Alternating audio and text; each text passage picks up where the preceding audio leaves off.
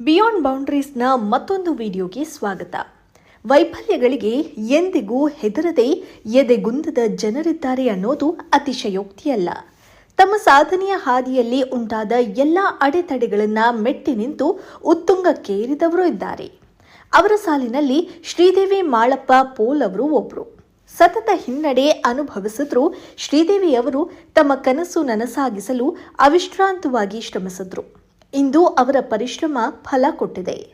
ಭಾರತೀಯ ಅರಣ್ಯ ಸೇವೆ ಐಎಫ್ಎಸ್ ಪರೀಕ್ಷೆಯಲ್ಲಿ 73ನೇ ರ್ಯಾಂಕ್ ಗಳಿಸಿದ್ದಾರೆ. ಸಾಧನೆಗೆ ಸವಾಲು ಅಡ್ಡಿಯಲ್ಲ ಅನ್ನೋದನ್ನ ಸಾಬೀತುಪಡಿಸಿದ್ದಾರೆ. ಕರ್ನಾಟಕದ ಬೆಳಗಾವಿ ಜಿಲ್ಲೆಯ ಕಿತ್ತೂರಿನ ಮೂಲದವರಾದ ಶ್ರೀದೇವಿ ಅವರ ಕುಟುಂಬ ಶಿಕ್ಷಕರಿಂದ ಕೂಡಿದೆ. ತಂದೆ ಮಾಳಪ್ಪ ಪೋಲ್ ಮತ್ತು ತಾಯಿ ಭಾರತಿ ಇಬ್ಬರೂ ಶಿಕ್ಷಕರು. ಶ್ರೀದೇವಿ ಅವರು ಬಿಎಸ್ಸಿ ಕೃಷಿ ಶಿಕ್ಷಣ ಪೂರ್ಣಗೊಳಿಸಿದ್ದಾರೆ. ಪ್ರಕೃತಿ ಮತ್ತು ಜೀವಿಗಳೆಂದರೆ ನನಗೆ ಇಷ್ಟ. ಆದರೆ ವ್ಯಾಪಾರ ಮತ್ತು ವೈಯಕ್ತಿಕ ಲಾಭಕ್ಕಾಗಿ ಕಾಡುಗಳು ನಾಶವಾಗುವುದನ್ನು ನೋಡಿ ನನಗೆ ನೋವಾಯಿತು. ಆಗ ನಾನು ಪರಿಸರ ಸಂರಕ್ಷಣೆಗಾಗಿ ಕೆಲಸ ಮಾಡಬೇಕು ಅಂತ ಭಾವಿಸಿದೆ. ಹೀಗಾಗಿ ನಾನು ಕೃಷಿ ಕ್ಷೇತ್ರದಲ್ಲಿ ಡಿಗ್ರಿ ಮುಗಿಸಿದೆ ಅಂತ ಶ್ರೀದೇವಿ ಅವರು ಹೇಳಿಕೊಂಡಿದ್ದಾರೆ. ಐಎಫ್ಎಸ್ನಲ್ಲಿ ಹಿರಿಯ ಸ್ನೇಹಿತರು ಇದ್ದದ್ದು ನನಗೆ ಸ್ಫೂರ್ತಿ ನೀಡಿತು. ಅದರಿಂದ ನಾನು 2019ರಲ್ಲಿ ಯುಪಿಎಸ್ಸಿಗೆ ಪ್ರಯತ್ನಿಸಲು ನಿರ್ಧರಿಸಿದೆ. ಯಾವುದೇ ತರಬೇತಿ ಇಲ್ಲದೆ ನಾನು ಸ್ವಂತವಾಗಿ ಟಿಪ್ಪಣಿಗಳನ್ನು ಸಿದ್ಧಪಡಿಸಿಕೊಂಡೆ. ನಾನು 4 ಬಾರಿ ಪರೀಕ್ಷೆ ಬರೆದೆ. ಆದರೆ ಪ್ರತಿ ಬಾರಿಯೂ ವಿಫಲವಾದೆ.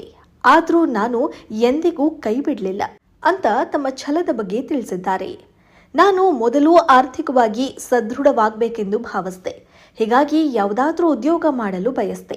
ಆದರೆ ನಮ್ಮವರು ಇದನ್ನ ಆಕ್ಷೇಪಿಸಿದ್ರು. ಕೆಲಸಕ್ಕೆ ಸೇರ್ಕೊಂಡ್ರೆ ಯುಪಿಎಸ್ಸಿ ಬರೆಯೋದು ಕಷ್ಟವಾಗುತ್ತೆ ಅಂದ್ರು.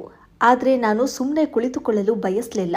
ಸರ್ಕಾರಿ ಉದ್ಯೋಗಗಳಿಗೂ ಅರ್ಜಿ ಸಲ್ಲಿಸಿದೆ ಅಂತ ಶ್ರೀದೇವಿ ನೆನಪಿಸಿಕೊಳ್ತಾರೆ.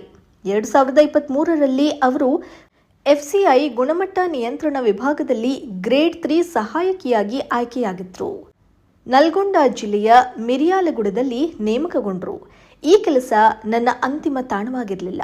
ನಾನು ಅದನ್ನು ತಾತ್ಕಾಲಿಕ ಯಶಸ್ಸು ಮತ್ತು ಮುಂದುವರಿಯಲು ಸ್ಫೂರ್ತಿಯ ಮೂಲ ಅಂತ ನೋಡಿದೆ. ಕೆಲಸ ಮಾಡುವಾಗಲೂ ಯುಪಿಎಸ್ಸಿಗೆ ತಯಾರಿ ಮುಂದುವರೆಸಿದೆ.